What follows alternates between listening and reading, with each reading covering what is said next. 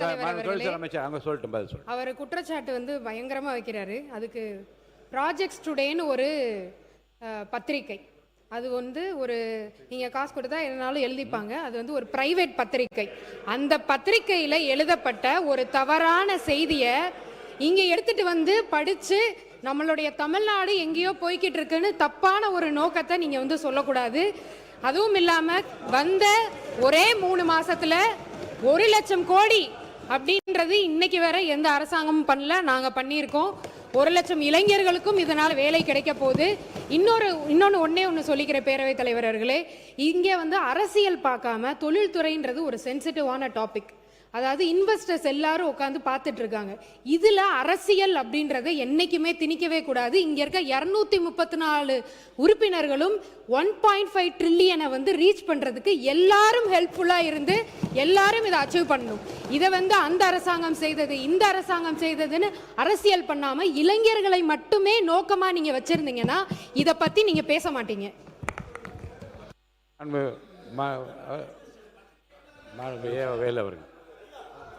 மாண்புமிகு பேரவைத் தலைவர்களே, அவர் பேசணும். முன்னாள் அமைச்சர் அதை பற்றி சொல்ல அவர் சொல்லட்டுமா?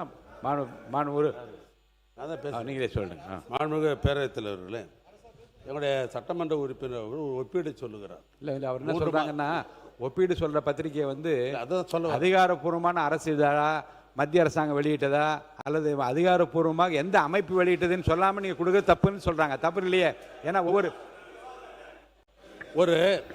ஒரு சட்டமன்ற உறுப்பினருக்கு இருக்கிற ஒரு குறிப்பை வைத்துக்கொண்டு, அதை நீங்கள் கொடுத்த கொள்கைகளுக்கு புத்தகத்தை வைத்துக்கொண்டு, வெளியில் வருகிற செய்தியை வைத்துக்கொண்டு தான் ஒரு ஒப்பீடு நாங்கள் பேச முடியும். இல்லை, வெளியில் வருகிற செய்தி ஆதாரப்பூர்வமாக இருக்க வேண்டும் அவங்க கேட்குறாங்க. அதான் சொல்ல ஆதாரம் இல்லை. சில பத்திரிகைகள் வந்து அவர்களுக்கு வேண்டியவர்களுக்காக வேண்டியபடி எழுதி கொள்வதும் உண்டு, அப்படி இருக்குதான்னு அவங்க கேட்குறாங்க. மாண்புமிகு பேரவைத் தலைவர்களே, எங்களுக்கு கிடைக்கிற குறிப்பை வைத்துக்கொண்டு தான் நாங்கள் ஒரு ஒப்பீடு சொல்ல முடியும். அரசை பொறுத்தளவுக்கு பல்வேறு வகையில் அவர்களுக்கு தகவல் சேகரித்துக்கு அதிகாரிகள் இருக்கிறார்கள். நாங்கள் சொல்கிற ஒப்பீடு சரியில்லை என்று சொல்லுவதற்கு உங்களுக்கு அந்த உரிமை உண்டு, அது ஒன்றும் மாற்றம் இல்லை.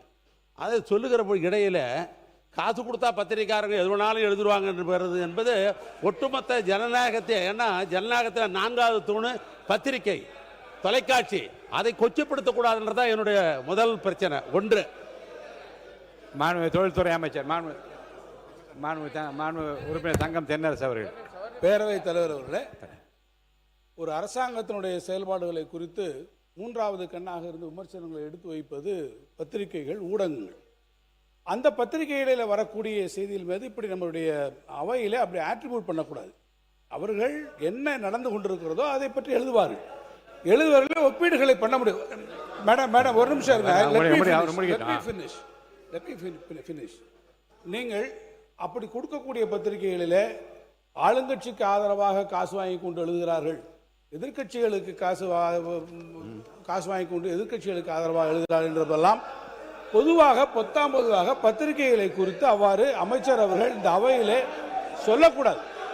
பத்திரிகையில் 2 புறம். ஏன்னா நீங்க வந்து ஒரு பத்திரிகை ஒரு குறிப்பிட்ட ஒப்பீடை செய்திருக்கிறது, ஒரு குறிப்பிட்ட புள்ளி விவரத்தை கொடுத்திருக்கிறது என்பதற்காக இவர்கள் காசு வாங்கி கொண்டார்கள் என்று ஒரு பத்திரிகை பற்றி குறிப்பிடுவது என்பது ஒட்டுமொத்தமாக பத்திரிகையை வந்து எல்லா பத்திரிகையிலும் அது குறிப்பிடுவதாக அமைந்துவிடும். எனவே அது போன்ற ஒரு நிலைப்பாட்டையோ அது போன்ற ஒரு செய்தியோ மாண்புமிகு அமைச்சர் அவர்கள் அவையிலே சொல்வது அழகல்ல என்பதை நான் தெரிவித்தேன். மாண்பு சட்டத்துறை அமைச்சர், நான் அதை பற்றி விளக்கம் நான் சொல்றேன் அப்புறமா. பேரவைத் தலைவர் அவர்களே, அமைச்சர் அவர்கள் சொன்னது வந்து ஒரு சில பத்திரிகைகள் நம்பகத்தன்மையில் நிறைய பத்திரிகைகள் இருக்குது. அதில் ஒரு சில பேர் வந்து அவர்களுக்கு தேவையான செய்திகள் அதெல்லாம் நம்பகத்தன்மை இல்லாத நிறைய வந்து பிஸ்னஸ் ரிவ்யூஸ் எழுதுறவங்க நிறைய அந்த மாதிரி எழுதுவார்கள். அதை எடுத்துக்கொண்டு இது மாதிரியான ஒரு சபையில் பேசும் பொழுது முதலீட்டாளர்கள் அனைவரும் பார்த்து கொண்டிருக்கிறார்கள். அவர்களுக்கு ஒரு எண்ணம் வந்து தவறான எண்ணம் உருவாகும். அதன் மூலமாக மாநிலத்திற்கு கெட்ட பேர் என்ற ஒரு இதெல்லாம் சொன்னார். ஆதாரப்பூர்வமாக இப்போ தேசிய அளவில் கொடுக்கப்படும் ஒரு கணக்கீடும் அந்த மாதிரி கொடுத்தா பரவாயில்ல. ஏன்னா பத்திரிகைகள் நிறைய இருக்கு. இப்போ தினத்தந்தி கூட தான் நல்ல பத்திரிகை நல்லா இருக்கு. அவங்க கூட கடந்த வாரம் ஒரு செய்தி போட்டிருந்தாங்க. லஞ்சம் ஊழலுக்கு எதிராக முதல்வர் விஜய் அவர்கள் சாட்டையை சுழட்டி இருக்கிறான்னு போட்டிருக்காங்க. அது போன்ற விஷயங்கள் கண்டிப்பாக நாம் நம்புறோம். ஏன்னா ஆக்கப்பூர்வமாக நம்பகத்தன்மை உள்ள பத்திரிகைகள் நிறைய இருக்கு. அதையெல்லாம் நம்ம கண்டிப்பா எடுத்துக்கிறோம். நம்பகத்தன்மை இல்லாத பத்திரிகைகள் பற்றி தான் அவங்க சொல்றாங்க. அது எந்த பத்திரிகை, அதை பத்தி நம்ம இந்த மாதிரியான ஒரு நேரத்தில் பேச வேண்டாம். உறுப்பினர் எடப்பாடி கே பழனிசாமி அவர்கள். மாண்புமிகு பேரவைத் தலைவர்களே, மாண்புமிகு தொழில்துறை அமைச்சர் சொன்னாங்க. அவங்களுடைய ஆட்சியில் நீங்கள் 1 லட்சம் கொண்டாந்துருக்கிறீங்க, அதில் எந்த ஒரு தவறு இல்லை. அதே போல் அனைத்து இந்திய அண்ணா திராவிட முன்னேற்ற கழக ஆட்சி இருக்கின்ற பொழுது 2015 தான் மாண்பு இதய புரட்சித் தலைவி அம்மா அவர்கள் தமிழகத்துடைய முதலமைச்சராக இருக்கின்ற பொழுது தான் இந்த தொழில் முதலீட்டாளர் மாநாட்டை முதல்ல நடத்தினாங்க. பிறகு பார்த்தீங்கன்னா அதில் வந்து 2,62,000 கோடி தொழில் முதலில் ஈர்க்கப்பட்டு 74 புரிந்துணர்வு ஒப்பந்தங்கள் போடப்பட்டன. அதுக்கு பிறகு அம்மாவுடைய அரசு 2019 ஜனவரியில் தொழில் முதலீட்டு மாநாட்டை சென்னையில் நடத்தி சுமார் 3,05,000 கோடி தொழில் முதலீட்டு ஈர்க்கப்பட்டு 304 புரிந்துணர்வு ஒப்பந்தங்கள் போடப்பட்டது. இது புரிந்துணர்வு ஒப்பந்தம் போட்டோம்னே உடனே வந்து தொழிற்சாலை வந்துடாது. பெரிய நிறுவனங்களாம் 3 வருஷம் 4 வருஷம் ஆகும் தொழிற்சாலை வந்து பயன்பாட்டுக்கு வருவதற்கு. ஒரு தொழில் புரிந்துணர்வு ஒப்பந்தம் போட்ட உடனே அதற்கு முதல் நிலை எடுக்க வேணும், பிறகு அனுமதி வாங்கணும், மத்திய அரசு மாநில அரசு பல அனுமதி வாங்க வேணும், பிறகு கட்டடம் கட்ட வேணும், அதுக்கு உண்டான எந்திரங்கள் பொறுத்து வேணும், அதுக்கு ஊழியர் அமைக்கணும், நிரந்தரம், அதுக்கு வங்கியில் கடன் பெற வேணும். இவ்வளவு பிரச்சனை இருக்குது. உடனே புரிந்துணர்வு ஒப்பந்தம் போட்டால் எந்த தொழிற்சாலையும் பயன்பாட்டுக்கு வராது. ஆக பல புரிந்துணர்வு ஒப்பந்தங்கள் பயன்பாட்டுக்கு வரும், பல புரிந்துணர்வு ஒப்பந்தங்கள் வராமல் போகும். ஆகவே புரிந்துணர்வு ஒப்பந்தங்கள் போட்டதெல்லாம் நடைமுறைக்கு வருது என்பது சாத்தியமில்லை.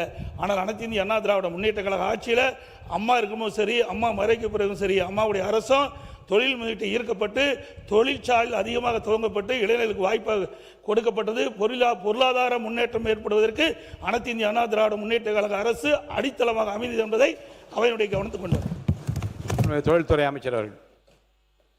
மாண்புமிகு பேரவைத் தலைவர் அவர்களே, இன்னொன்று என்னென்னா, அந்த ப்ராஜெக்ட் ஸ்டுடென்ற இருக்கிற அந்த இதை எடுத்துகிட்டு வந்து இங்கே பேசும்போது ஒன்று மட்டும் அவங்க கூகுள் சர்ச் நார்மலாக பண்ணியிருந்தாலே தெரிஞ்சிருக்கும். நாங்கள் வந்த உடனே எல்என்டி 18,600 கோடியில் 8,200 வேலை வாய்ப்புகள் தரோன்னு சொல்லி போட்டிருந்தோம். ஆனால் அதில் அவர் சொன்னது பார்த்தீங்கன்னா 7,000 கோடின்னு தான் மென்ஷன் பண்ணியிருக்காங்க. நார்மலாக நீங்கள் ஒரு கூகுள் சர்ச் பண்ணியிருந்தாலே அந்த நம்பரே தப்புன்றது உங்களுக்கு தெரிஞ்சிருக்கும். இப்படிப்பட்ட ஒரு தவறான ஒரு செய்தியை எடுத்துகிட்டு வந்து இங்கே சொல்லக்கூடாதுன்றது தான் நான் இங்கே சொல்லிக்கிறேன்.